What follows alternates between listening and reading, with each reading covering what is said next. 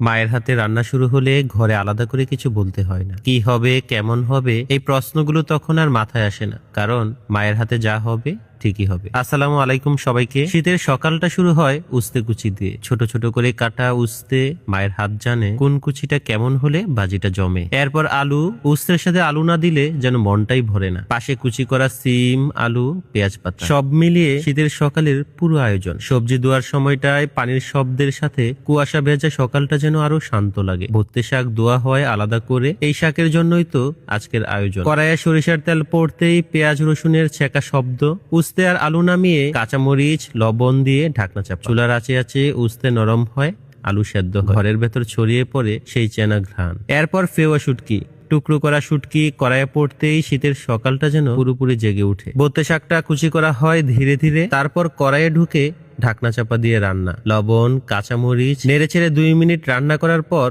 রসুন ছেঁচে, এরপর সামান্য পানি। এই শাকটা সেদ্ধ হলেই বোঝা যায় ভাত নামানোর সময় হয়ে গেছে। আরেক কড়াইয়ে দেওয়া হলো সয়াবিন তেল, এরপর পেঁয়াজ রসুনটা ভেজে ধোয়া শুটকিটা দেওয়া হয়। হলুদ মরিচ রং ধরে সামান্য পানি দিয়ে কষানো, তারপর লবণ, কুচি করা সিম, আলু ও পেঁয়াজ পাতা। ঢাকনার ভেতর রান্না হতে হতে আধা পাকা টমেটো ঢুকে পড়ে। স্বাদটা ঠিক তখনই সম্পূর্ণ হয়। সব রান্না শেষ, উঠোনে পাটি পাতা হয়। চুলার পাশেই দোয়া উঠা গরম ভাত নানিয়ে আমার পাতে সব ভেড়ে দেন। এই আদরটা কোনো রেসিপিতে লেখা থাকে না। প্রথমে উস্তে ভাজি, তারপর শাক দিয়ে নলা বানিয়ে বানিয়ে খাওয়া, শেষে কড়াই থেকে সিম ভাজি তুলে নেওয়া। শীতের সকালে এর চেয়ে সুখের খাবার আর কি হতে পারে। আজকের ভিডিওটা আপনাদের কাছে কেমন লাগলো অবশ্যই কমেন্টে জানাবেন। ভালো লাগলে অবশ্যই শেয়ার করবেন, আর যারা এখনো ফলো করেননি প্লিজ ফলো করে দিবেন কেপিস কুকিং ব্লগ।